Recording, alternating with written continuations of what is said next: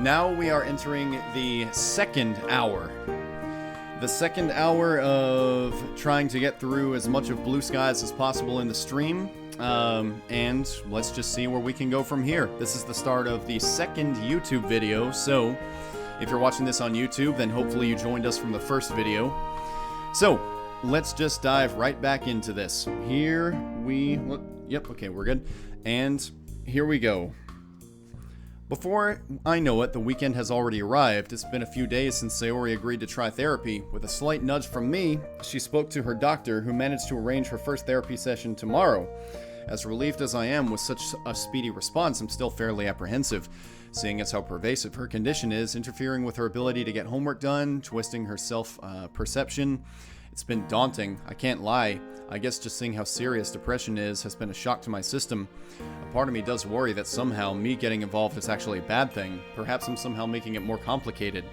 Do I really know what I'm getting into here? No, Caesar, don't listen to that silly, irrational side. Look at the positives. She's agreed to get some help, so this is the first step to recovery. Yeah, that's true. Plus, I'm going with her, so at least we're making this step together, right? It should be fun. Being a chronic over-worrier truly is a curse. You are not a chronic over-worrier. You are quite the opposite, I would say, given your behavior earlier in this mod. Being with Sayori makes me happy. It's best to focus on that and stop worrying about what could go wrong. Because if I constantly focus on the negatives, well, that's no good for anyone. Stay positive. Optimistic outlook, Caesar. Optimistic outlook. After completing my morning routine, I find myself sitting at my kitchen, aimlessly wondering about how to spend the day. One of the drawbacks of your first relationship is that you don't really know what you're meant to do with your partner. It's too cold to spend much time outdoors, so we're limited to the indoors. I check my watch. 10:14 a.m. Pretty early. Sayori wouldn't even be awake yet. As my gaze idly settles on the used plates in front of me, an idea hits me. Ooh, Sayori would love this. About a half hour later, my work is done and carefully placed into a bag. I make the trip over to her room, hoping that she's still asleep. As I was hoping, she's fast asleep. No surprise, given it's not even 11 yet. As I approach her, I'm struck by how cute she looks when she's sleeping. Wait, that didn't sound super creepy, did it? You've said things that are way creepier than that in this mod.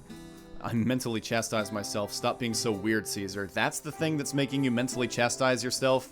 Not the stuff about, telling her how much you love the smell of her sweat? I mean, really? But the way she's curled up into a ball. Even with her hair being a mess and a slight trickle of drool leaking from her mouth, she's perfect. I don't think there's any way this girl could ever look anything less than beautiful. The light sounds of her snoring turn my light smile into a heartfelt grin. Setting down my bag, I quietly walk over to her and gently brush a lock of hair that's fallen into her open mouth. She stirs slightly as my hand brushes against her forehead. Wakey, wakey, sleepyhead. 5 more minutes. I made you breakfast. She groggily sits up and rubs her eyes, hugging the blanket closer to her. You didn't have to, Caesar. I can't help but feel disappointed and slightly irritated by her reaction. I was really looking forward to seeing how exuberant she'd be. What time is it? Like 11? Yawning, she pushes the covers off and sits up. She still looks quite tired. She gingerly opens the bag and forces a smile onto her face. You can thank your dear Sunshine poem for inspiration, especially the last line. God, I'm so selfish. I have such a thoughtful boyfriend who's being super considerate and made me breakfast in bed, and I can't even thank you properly. You went through all this just for me? Anyone else would be really appreciative, yet here I am complaining that you're here. Well, I mean, it was a little bit rude, just kind of like showing up without permission, so I'm not sure that Sayori should feel bad about that. Huh? No, it's not like that at all. I mean, yeah, I was hoping you'd be a little happier to see me, but, well, it's kind of on me for forgetting how difficult mornings can be for you. Don't worry about it. I can tell that my words haven't convinced her in the slightest, and I don't get the feeling that you don't want me here. Relax. She slowly starts chewing on the food. This is really good. It's pretty basic stuff, to be honest. But I'm glad you like it. Natsuki's cooking has nothing on me, as you can see. How is it that you can make me laugh even when it's the last thing I want to do? Magic, I think? Maybe I was a comedian in a past life. It's a question that science has been trying to answer for the past 100 or so years. By the way, can we just have a lazy day today? Dude, those are my favorites. If a girlfriend wants to have a lazy day with me, I'm just like, hey, I am all on board for that. I don't really feel like going outside or anything. Fine by me. After she finished eating, we made our way back to mine. We pretty much resumed our standard activity of cuddling on the sofa. Maybe my earlier words were unfounded after all. We're both content in just being in each other's presence, regardless of the activity. I'm aimlessly flicking through the movie channel on TV. I whip out my phone. Oh, it's from Yuri. Hi, Caesar. What's up? Not much. Yuri carries on typing, and she's taking an awful long time to reply. Not much? That didn't sound very Yuri-ish. I get the feeling that she's plucking up the courage to ask me something. Well, I was wondering. Go on. No, don't go on. Would you like to discuss the book with me today? I haven't read much of it, to be honest. No, your immediate response should be, sorry, I'm hanging out with Sayori today. Like, that's the thing that you say. Actually, you should have said that. If Yuri says, well, I was wondering, ... First of all, this is something that, like, you know, I find it very pretentious that in a text message, somebody says, well, I was wondering, ... I mean, you know, why? That's half a message. That's something that you do when you're talking and you're trying to finish your thought. But if you're texting, there's no reason why you can't say the full thought in a sentence. Like, well, I was wondering, would you like to discuss the book with me today? That should be one text. If you just say, well, I was wondering, ... then, I mean, to me, it comes across as insulting the other person's intelligence. Like, why couldn't you have just sent the full text? Anyway. No. His response should have been, sorry, I'm hanging out with Sayori today. I think the movie version is on Netflix, though. Hang on, let me check. What's up? Oh, you know that book Yuri lent me? I'm checking to see if it's on Netflix. Wait, what? Oh. Well, first of all, why are you doing this? We're gonna have a horror night? Well, I told Yuri I'd let her know my thoughts on the book with her, but I haven't really read it, enough of it to really discuss it. You just agreed to have a lazy day with your girlfriend, man. Just, again, you should have said, sorry, I'm hanging out with Sayori, and boom, that's the end of the discussion. But if I can find it on Netflix, I thought we could all watch it together instead. That's probably going to put a dampener on Sayori's day, man. You can already tell that she's, you know, a little bit down in the dumps, and company is probably not something that she wants right now. Oh, here it is. There's that face. Oh, are you okay with it? Of course. No, she is not, and you should know this, you idiot. I'd be a terrible friend if I stopped her from coming over. Other people are out there having tough times, too. She shifts her attention to the television, a wan smile on her face. Okay, I figured that if you were here, too, you wouldn't feel like I was, I don't know, leaving you out or anything. After all of that talk about how MC is worrying so much and he, you know, he just wants to try hard not to make a mistake and he wants to be there for her, he's doing shit like this. It's like he's two different people. Like, there's the dense MC and then there's the caring MC. It's like, you know, you can have him be a little bit of both, but it's like, you know, in this moment, he clearly is not putting much care into how Sayori actually feels. Just like, oh, are you okay? Yeah, I'm okay. Well, she said she's okay, so I guess she's okay. Whereas other times, it's like, yeah, I'm okay. Well, you're clearly trying to hide something. It's like, well, which is it? Is he able to spot these things or not?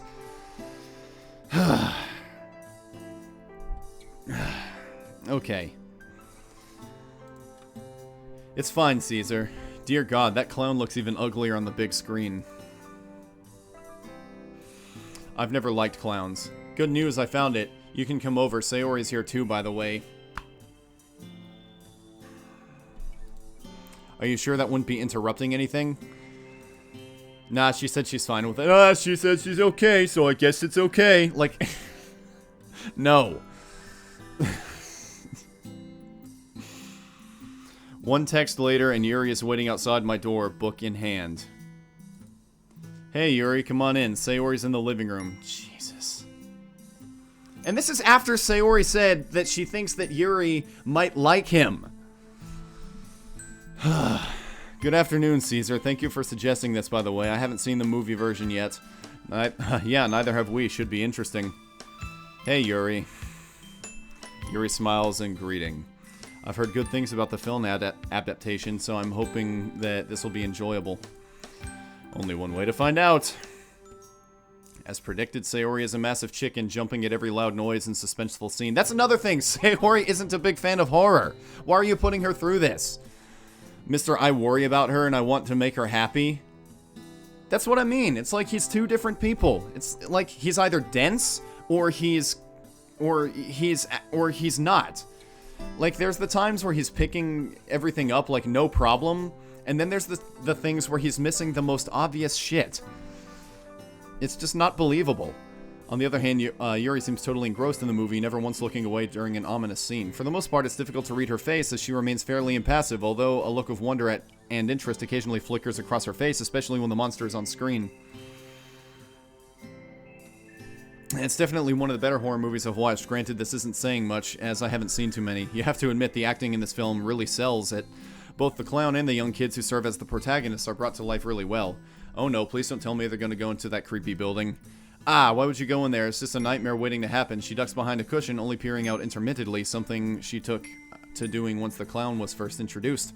I laugh and pull her closer as she cuddles into my shoulder, turning her face so she can still see. Out of nowhere, out of the corner of my eye, I catch Yuri quickly throwing us a glance. From my periphery vision, it's hard to tell, but she looks a little sad. Again, another really freaking obvious sign that you should not have invited her over. It is clear that she likes you, and it is clear that Sayori does not want her here. It's clear that Sayori did not want to do this, so why are you putting her through this? And this is on a day where she clearly is going through one of her depression spells. I grimace a little. Clearly, I forgot how isolated Yuri feels at home. Watching Sayori and I cuddle is probably a painful reminder. Oh, what are you gonna do now? Oh, you know, maybe we shouldn't cuddle. We have guests here. Especially if Sayori's prediction about how Yuri feels about me is true. So, you remember! You remember what Sayori's prediction about Yuri is! Why? This is... you know, I've said all that I can say. That... An hour or so later and the movie's over. It's been really interesting to hear Yuri's thoughts, not just on the movie, but on the horror genre on the whole. And that's something I really admire about both the book and the movie, how both approach they approach and present the main theme of fear. A lot of film adaptations of books tend to over-sensationalize the content, and many horror movies rely on cheap scares to elicit a reaction. Of course, there's nothing inherently wrong with a jump scare, but I find the best horror trends to really get under your skin and makes you think, well, after you've finished. Yeah, I agree, jump scares just annoy me, really. They startle you, sure, but the build-up can be tense. But from what I've seen, horror movies make it really obvious when one's coming up. The music goes really quiet or really spooky, and the character's in a dark place. Indeed, sadly, it's quite the common occurrence with modern horror. There's not much left to your imagination. I can't help but notice that Sayori has been very quiet throughout the discussion that Yuri and I are having. Oh, you think? Really? Are you surprised that Sayori is being quiet right now? Oh, gee, I wonder why. You okay, Sayori? I don't really have much to say. Oh, you okay, Sayori? Oh, she doesn't have much to say? Okay, I guess that's it. You two carry on. I'm fine. She's looking absent-mindedly at the screen. It's unfortunate that the second part of the movie isn't out yet. It's like being able to only read half of the book. The second part is how the characters come back to fight the clown when they're adults, right? Indeed, and that's where the plot really shines. Anyway, I have some errands to be getting on with, so I'm gonna have to leave. Thank you both, by the way. I really appreciate it. She barely said a word to Sayori. That's okay, Yuri. I hope you're feeling better.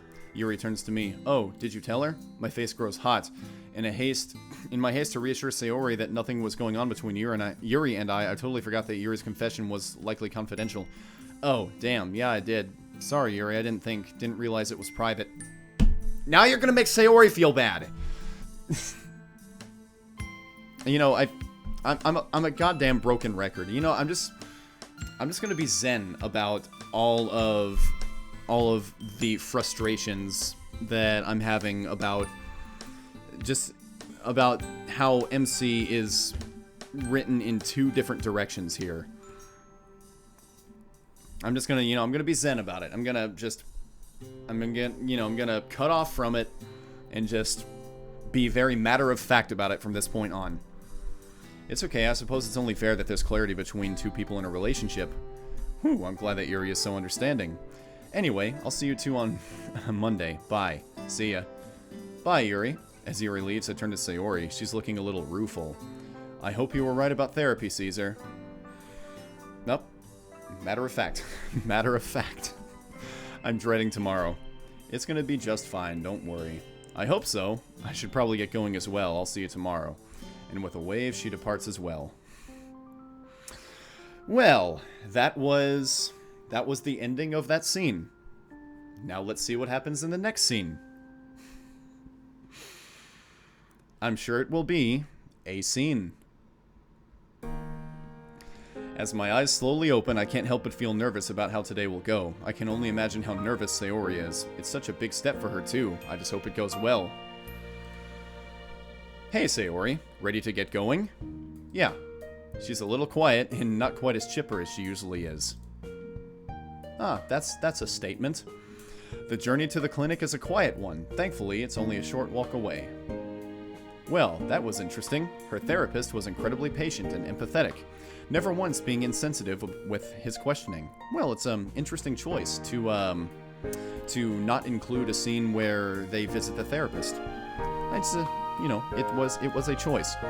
He spent the majority of the session getting a picture of her current life situation, to which Sayori was generally compliant. I think that after she told me about her depression, it might have become a little bit easier to talk about, given I was the first person she confessed to. She didn't look entirely comfortable, but after a few reassuring smiles from me, she was able to answer his questions. Okay, so they're talking about what happened, so I guess I can give credit there. The session passed by relatively quickly, and before we knew it, it was already over. Sayori is quiet as she breaks the silence. I've heard a few horror stories about people who get really insensitive therapists, and I was really scared that he'd be one of them. But he was really patient, so that could have gone a lot worse. She trails off into silence. I'm really proud of you, Sayori. I know that must have been really hard for you to do, what with how confusing all of this can be. It really does make me happy that you're doing this. I'm glad to hear that, Caesar. I really am. By the way, can we spend the rest of the day together? I don't want to go home just yet. Of course we can. Cuddling up on the couch it is. After swinging by the shops to get some snacks, we find ourselves back in our typical cuddling spot. It's rather quiet between us. A given, I suppose, after the therapy session. There's a lot to take in for both of us. Tagging along to the session raised so many questions in my mind, though. Now isn't the best time to ask them, though. Hey, Sayori? Yeah? Why don't we play something? We don't have enough people for a board game, though. Nah, I don't mean board games. Remember when we used to play video games together when we were kids? I've always found video games as a good way to escape reality. Last year, when I was really lonely, I found it helped to take my mind off things. Plus, there are some games I have that I think you might enjoy. She sits up. Sure, that could be fun. What games were you thinking of? As it turns out, I still have some of those games we used to play. Do you remember Banjo-Kazooie? I think every child who ever played Banjo-Kazooie remembers it. Ooh, the one with the bear? No, the one with the alligator, Sayori. Ha, yep, that's the one. Let's give it a whirl. As I was hoping, gaming has proven to be a wonderful way to get her mind off therapy. She's truly lost in the colorful, immersive world with her face scrunched up in determination. At first, she wasn't very good at the game, struggling with the controls, getting lost, and generally being unsure of what she's meant to do. How are you bad at Banjo-Kazooie as an adult? Although after a few pointers from me, she really started to pick it up and was soon getting the hang of it. Sayori can be really good at things when she puts her mind to it. It's almost uncanny how skilled she can be, especially as it contrasts against the airheaded vibe she can give off. The character has no right to be talking about anybody else being airheaded. Aha! I knew I'd find the jigsaw piece there. I laugh. She's having a really great time, and it's heartwarming to see her so happy. Even if it's over just a video game, nothing will ever beat seeing Sayori smiling. And we had a very abrupt change in music there. It's an interesting choice. You'll never know just how cute you are, Sayori. Huh? Just seeing you happy makes me so happy, and I swear that nothing will ever change that. So I'm assuming this is going to be another dragged out scene. So, here we go. Time for another fast reading. Hold on, let me drink a little bit of coffee here.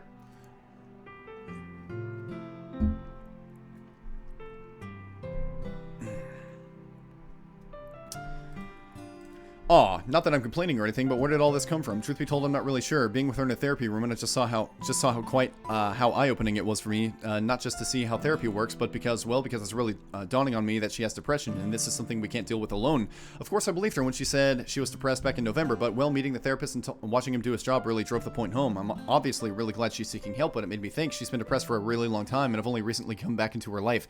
She's still waiting on an answer, man. So, what was life like for her while we weren't friends? Probably awful and super lonely. Caesar? Are you there? You're looking kind of sad. What's up? Her bright smile does nothing for my guilt. Yeah, bright smile. Look at that bright smile. I'm sorry, Sayori. What are you sorry for, silly? We've only probably begun to hang out not too long ago, right? Since September? Yeah? She pauses the game and sets the controller down, sensing the urgency of the situation. And you've been depressed for so many years, but I wasn't there for you. We drifted apart all because of what? Because I was an idiot who prioritized gaming and anime over you. Well, that's not why you're an idiot, but okay, let's keep going. I can't even imagine how hard things were for you when we weren't really talking. Caesar, none of that is your fault. She gently takes my hand in hers, and part of me thinks that, well, if I'd made more than an effort with you back then, perhaps us drifting apart didn't cause me to be depressed, Caesar. Truthfully, I don't really know why I developed depression. There's a lot I don't know about my condition, but one thing I know is that it doesn't really need a reason. That's why my doctor said the last time I tried therapy, so please don't ever think that you somehow contributed to my depression, okay? You're like the polar opposite. When I'm with you, I'm happy. You make me feel like I'm actually worth something, even though my brain tries really hard to tell me that you're lying. Yeah, but that's in the present. What about the past? There were those years we didn't hang out at all. I actually had this conversation with Monika once. It's normal for friendships to be like that, I think. You can go a long time without talking to someone, but if you reconnect with them, you can both get along as if nothing happened. Did anything ever really change? I'll pause upon hearing her words. I guess she does have a point, but I'm finding it hard to internalize. Didn't they have this conversation, like, in the last chapter? I feel like this is just like a rehash of another conversation they already had. She reaches forward and strokes my face, gently lifting my chin up so we maintain eye contact. The way I see it, we get along just as well now as we did when we were kids. Besides, what happened in the past was the past. If anything, the time apart has made me appreciate the time that I do spend with you even more. Well, I'm glad you feel that way, Sayori. I really am. It's just, well, you going to therapy today made me realize the realities of depression. It made me reflect on how much I've been absent in your life. I didn't mean to spring this on you out of the blue like that, especially when you wanted to take your mind off therapy. It's pretty inconsiderate of me. It's okay, it really is. I'm just glad we can talk about these things. You know, you've been really patient with me, so it's the least I can do for you. And I'd much rather talk about what bothers you than have you bottling it up. After all, bottles are meant to be shared, right? I can't help but laugh. That was clever. Ha, if you say so. I do. Seriously, Caesar, please don't blame yourself for anything, okay? I've been much happier ever since you came back into my life. I wouldn't be able to go see a therapist if it wasn't for you. And, like you said, well, I agree. It's a big step to take. There's a faraway look in her eyes as she ponders her next words. I'd gone so many years thinking that this was something I'd have to bear alone, but I have to admit that it's nice not having to go through this by myself. Yeah, you're going through it with a guy who has no problem inviting another girl who likes him over to watch a movie that you don't want to see with him. Yeah, that's the guy that you get to go through your suffering with, Sayori. Just it. Yeah, yeah, you have, yeah, just, you know, that's something that you should be so grateful for. She squeezes my hand. Besides, we can't really change the past, can we? Yeah, I guess you're right. You really do have such a big heart, you know that? Nothing has ever changed between you, and that's, nothing's ever gonna change. It's moments like these that bring a warm, fuzzy feeling around me, something that, I've never felt anything like it before, but it feels so right. Now, I think I have some jigsaws to collect. Of course, let's get back to the game, shall we? She reaches for the controller and starts playing once more. Within seconds, we're whisked away into a world of childhood memories. The feel of her warmth in my arms, the sound of her instant laughter, and the smell of her hair. The little voice of guilt remains, but now it's easier to ignore it. Wow, it's super late already, and tomorrow's a school day as well. No fun. Tell me about it. Monday mornings are the absolute worst. Not even Sakurai can save them. I just want another break. We just had our Christmas one. I know. Oh well. Anyway, I should get going. Leaving so soon? My attempt at pulling puppy dog eyes causes her to laugh and shake her head. But it's late. I reach towards her and pull her into an embrace. In an playful attempt to stop her from leaving, I push her back down on the sofa, wrapping my arms around her body tightly. Mwahaha, you've fallen into my grand trap. Now there's no escape. You've caught me. Oh, whatever can I do? Nothing. My master plan is absolutely foolproof. Is it Sayori proof? Her lips met mine, and I'm immediately taken into another world. Man, it's almost scary how powerful that sensation is whenever we kiss. No fair. Are you complaining? If you'd prefer, I could just. Her tone is innocent and playful. Not kiss you again? Hey, I didn't say that. Okay, you win. But there's one thing you didn't prepare for, and what might that be? I quickly boop her on the nose. Boop. What? Surprise sneaky boops aren't allowed. Oh, but surprise sneaky kisses are? You had me trapped. That was self-defense. So was my boop. This isn't over, meanie. Looking forward to our rematch then. I reach over and check my phone. It's almost midnight. As much as I hate to admit it, we probably should call it a day. Although, having said that, an idea just popped into my mind. Okay, Sayori, how about I'll walk you home tonight. You can stay the night. Oh, interesting choice. I'll walk you home, or you can stay the night. I don't know. I'm gonna, you know, I saw a couple people in the chat complain that they didn't get to vote on the last choice, so I'm gonna let the DLive chat vote on this one. So I'll give you guys a couple of seconds to cast your votes in. Gives me a chance to eat some food. So, go ahead and tell me, which route do you want me to take? Walk home or stay the night?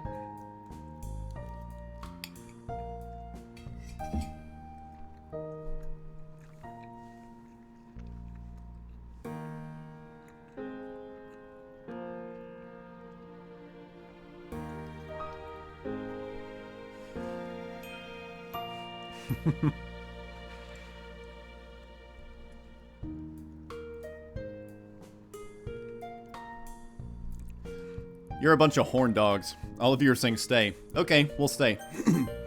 Why don't you stay the night? Here? That way we can also make breakfast tomorrow morning before school. Ooh, I didn't think of that. Where would we sleep, though?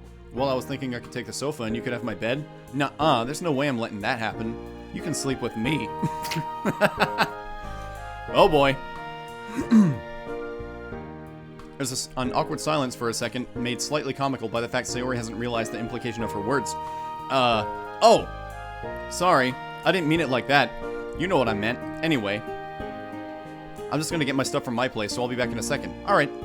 After completing my bedtime preparations, I weirdly slide into bed thinking about the conversations that took place today. There's been a lot to take in, I suppose, ever since Sayori and I became... ever since Sayori became my girlfriend, there's been a nagging fear that I'm getting into something that's way beyond me. Going to therapy has helped dispel that worry, though. Today was relatively smooth, and I'm hoping that doesn't change. Faintly, I hear the click of the door, followed by footsteps. I'm just gonna get changed, then I'll join you. As Sayori appears in the bed, I can't help but notice how nice her legs look in those shorts. Won't you be cold in those pajamas? Nope. I have you to warm me up, remember? I'm suddenly very grateful that I have the blanket covering my body. She slides in next to me, pulling the blanket over herself. Slowly, she inches over to me and positions herself so that the top of her head lies just below my chin. Resting her head on my chest, she looks up at me, moves in for a quick kiss, and giggles. At such proximity, I can hear her heartbeat. Her hands feel soft and warm against the fabric of my shirt. She's incredibly warm, but it isn't overbearing in the slightest.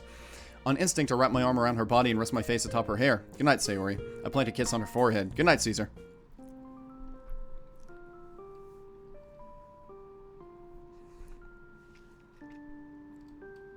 That was a bit more wholesome than I expected.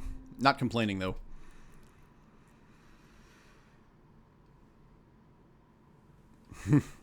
Suddenly, I'm pulled out of my sleep by what appears to be sobbing. As I slowly fight the grogginess, I'm also aware of a slight dampness on my chest. I hate it when Sayori has a nightmare. The feeling of powerlessness, the sound of her tears, the look of anguish on her face, it always hits hard.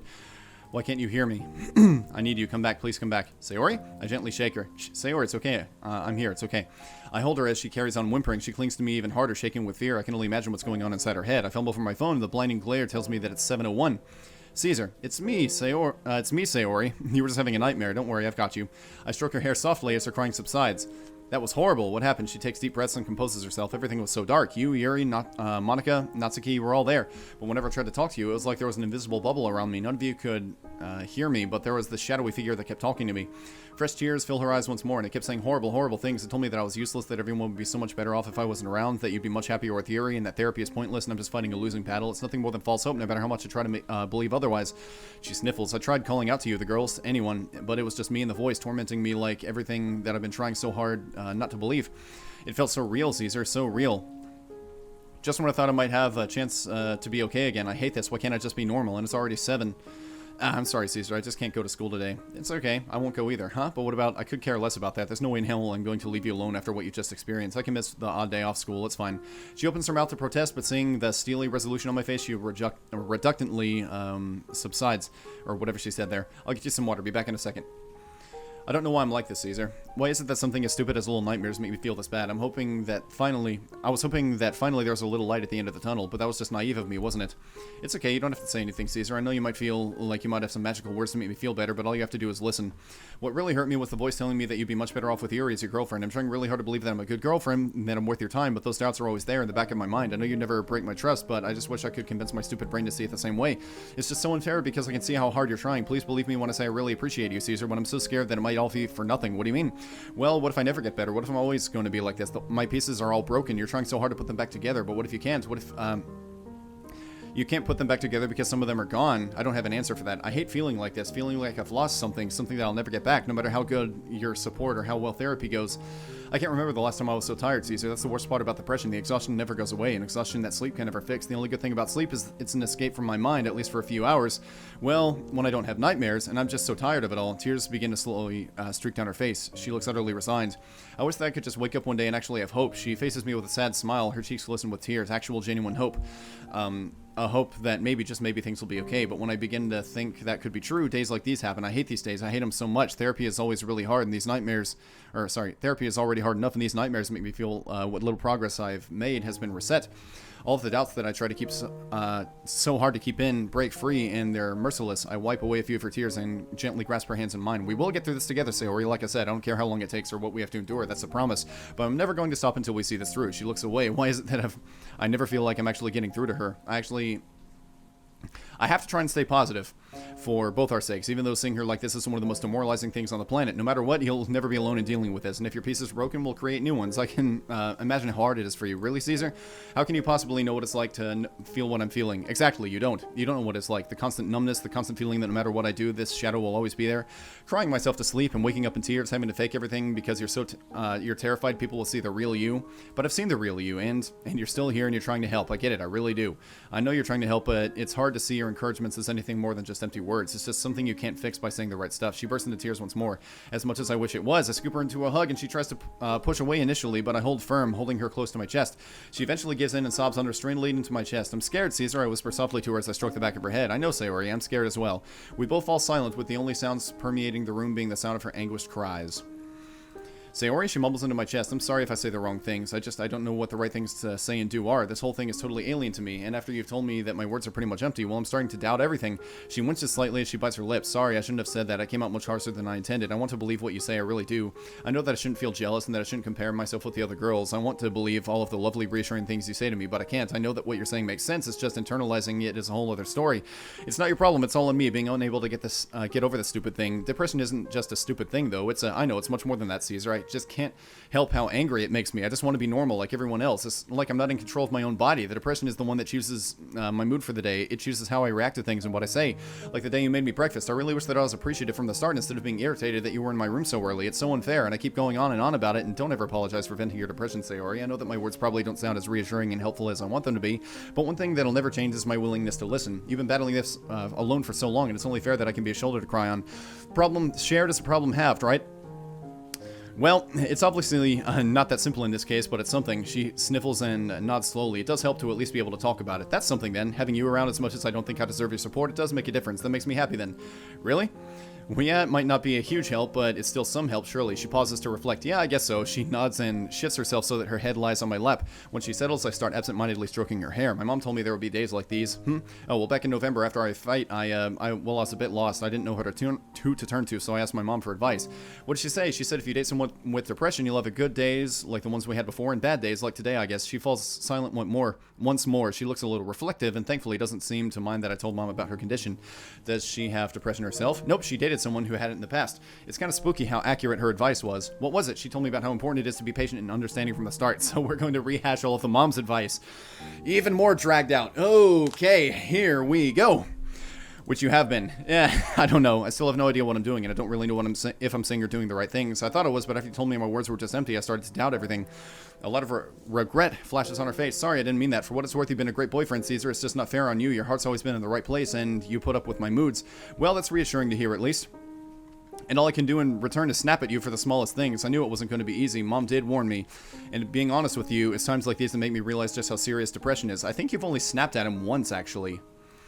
But twice. But both of them were for good reasons. Like one with Yuri, and one when you admitted that you had depression and the player reacted badly. Those are two legitimate things to be snapping at him about because the way that he reacted in those moments were kind of dumb.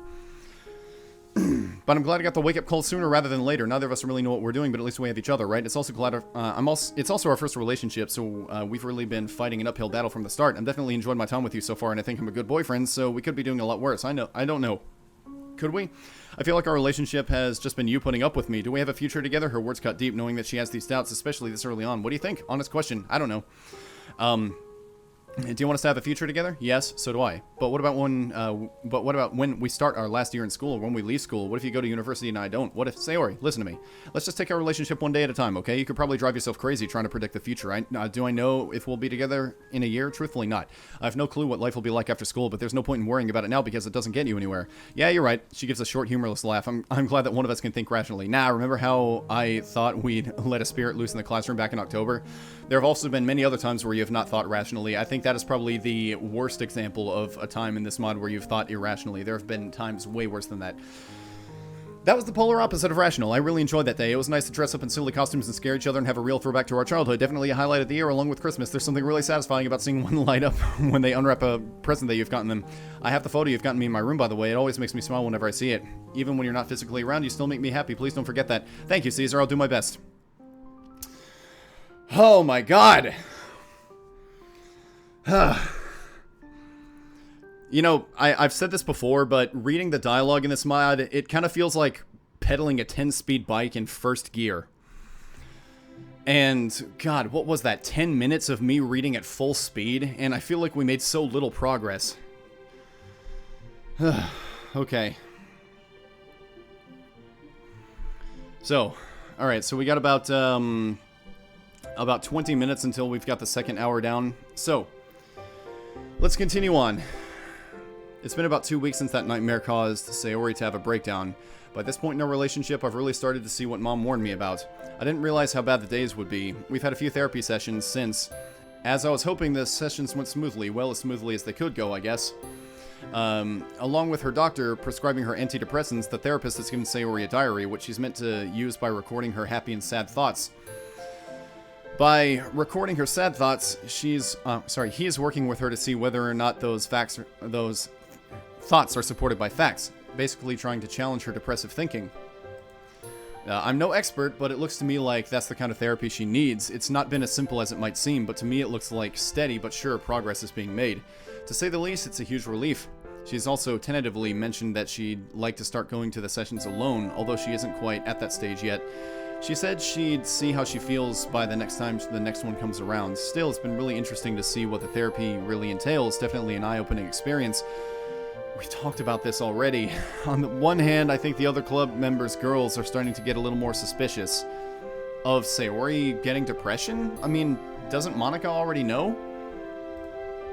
And doesn't Yuri already? Or wait, no, Yuri may no, Yuri doesn't know. But Yuri does know that something's up. So I mean, who cares if they're figuring it out? There have been a few days where Sayori's depressive moods have become a little more apparent in school, and they were concerned for her. Still, Sayori maintained her walls. I felt bad about how in the dark the other girls were, but it isn't my position to say what's going on. Well, you shouldn't be encouraging her to put up walls, for one thing. Hopefully, Sayori will be comfortable in telling them in her own time. Also, given it's now February, I've had to pay a little more attention to school matters, namely the end of semester next month. Sakurai has also been talking to students about their future plans. It's scary to think that next year is my final school year. He wants to see me after the lesson ends, so for what feels like the first time in forever, I've started to think about what I want to do after I leave school. As the bell rings, he calls me over. You have the same look that I had on my face when my homeroom teacher wanted to talk to me about my post-school plans. I appreciate his use of humor in this situation. He's always been efficient at helping me feel at ease, especially in situations where I feel out of my depth. If you don't know what you want to do, I wouldn't worry about it too much. After all, you're just a second year, so you do have another year to figure it out. Having said that, do you have any idea at all? To be honest with you, sir, I haven't really given it much thought at all. The past 5 months have been really, well, they haven't really given me much time to think about it. Well, let's try this from another angle. Does higher education interest you at all, going to university, or would you perhaps be more inclined towards finding a job as soon as you leave school? I paused for a moment to think, trying to recollect what my parents used to tell me when we had this kind of conversation. University sounds good, although I'm not sure what I would study. I have many things. That I could say about choosing a university path versus a technical path, but you know, I don't want this to be any longer than it has to be. He nods approvingly. He'll definitely find it easier to land a job if you have a degree under your belt. That's good to know then. All I have to do is pick a subject, I guess. I know it can be a little daunting, especially when you aren't sure. My advice would be to go with a subject you enjoy and do well in. Far from me to be biased, but you are a rather talented historian. I chuckle. Ugh. What can you do with a history degree, though? The skills you get from a history degree can transfer to a lot of other fields. A lot of historians that I knew went into journalism, academia, teaching, or even law. Obviously, I'm not biased in any way, but history is the best subject to study. My science teachers say otherwise, sir. He grumbles to himself. Those haughty scientists. If they could just pry themselves away from their Bunsen burners and glass vials for 5 minutes. Funny, I feel like the science teachers would say if you could put down your history books about war for 5 minutes. Anyway, it's good that you've at least got an idea of what you want to do. There's no rush or anything. Just take some time to think about what you want to study at university. We can always have another discussion later. Will do, sir. Thank you. With the conversation over, I make my way to the club room for lunch. Hey, guys. Natsuki gives me a curt nod while Sayori gives me a wan smile. The door opens once more and Yuri waltzes in. Sayori's already weak smile wavers even further. She doesn't dislike her by any means, but it's clear that the jealousy is still an issue. I sigh that's your fault! I sigh inwardly. I have no clue how to solve that issue, given I don't think Sayori is willing to disclose her depression with Yuri. As I pull out my food, I notice that Monika has barely greeted me. Her face is glued to her laptop with a terse look on her face. Everything okay, Monika? She finally drags her eyes off the screen and looks at me. It seems like she's only just realized I'm talking to her. Yeah, sorry, I had to sort out some important emails. How are you? It's easy to spot from a mile off that her smile is forced. I decide not to push it. Not bad, not bad. Sakurai was just talking to me about what my plans are after school.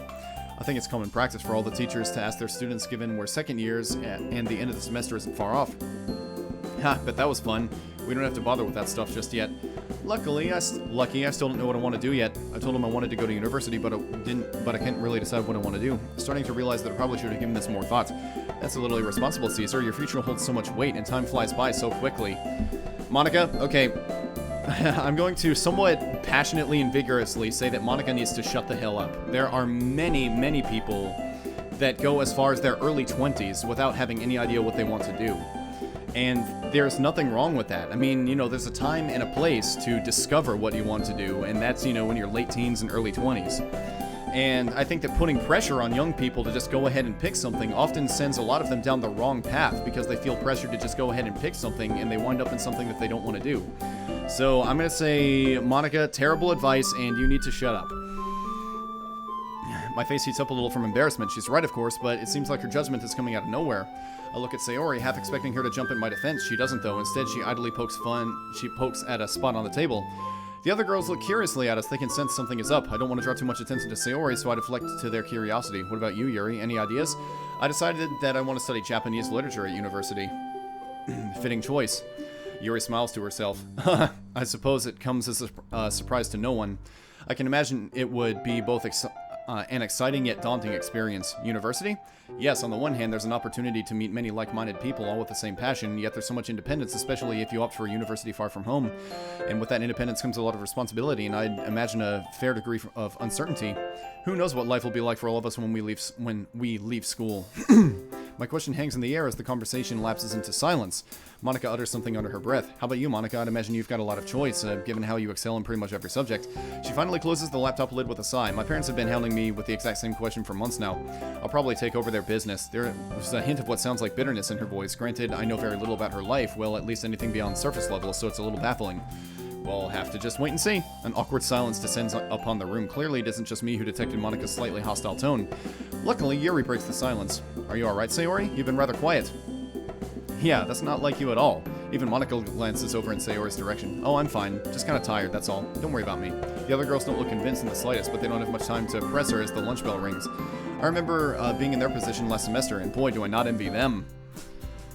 As the end of the school day rolls around, I find myself wandering around the corner waiting for Sayori to finish. Along the way, I bump into Monika. Hey, Caesar. She keeps her voice low and quietly looks around before speaking. I can tell what she's going to ask me. Is Sayori okay? So you have the intuition to know what Monika's going to ask you, but you don't have the intuition to know when Sayori is feeling uneasy about Yuri being around. God damn it. No, I said I was going to be zen, and I'm doing a bad job being zen. She'll be fine, just dealing with some stuff, that's all. Compared to the last time she was acting off in school, you seem a lot less worried. That was when I knew less about her. She knows her eyes at me. I guess what I said must have come across as pretty cryptic. Okay, well, let me know if there's anything if we can help in any way, okay? We? The other club members, we're all friends after all, don't forget. Oh, of course. What a stupid question, Caesar. By the way, there was no period at the end of that sentence. It's appreciated. I'll see what Sayori thinks. Okay then, I'll see you later. Well, I think Sayori is definitely more convincing than I am. She walks off, and after a couple of minutes, Sayori comes out of her class. Sorry, I'm late. It's okay, let's go. Do you know what was up with Monika? Funny you mentioned her. She just asked me what's up with you. Oh. What did you tell her? Just that you're dealing with some stuff. Didn't give any specifics. They're worried about you, though. Have you considered telling them? No, not really. They're our friends, Sayori. They know something's up. I know. I can sense that this isn't a topic Sayori wants to discuss any further. Anyway, no, I don't know why Monika seems so snappy at lunch. She mentioned her parents, so they're probably being a bit overbearing. It must be difficult to maintain that model student image when you're at the top. The only place to go from there is down. Juggling academics with sports and other extracurriculars must be really stressful. I don't know how she does it, to be honest. I felt a little sorry for Natsuki, though. The conversation kind of excluded her. I know for sure that when I was a first year, post-school plans hadn't even crossed my mind. Yeah, I thought that too. Well, we'll make sure to include her next time. Good shout. After dumping our things aside, I pull out my phone. I really should have talked to Mom a while ago, but I'm pretty sure she's gonna make me feel bad about it. Hey, Mom. Okay, so my voice is starting... to get a little tired, so I think I'm gonna have to take another intermission here. So I think it was about 45 minutes, so I think that's enough to call that the second video. Let me go ahead and save here before the mom conversation. And yeah, this will be the second break, everybody.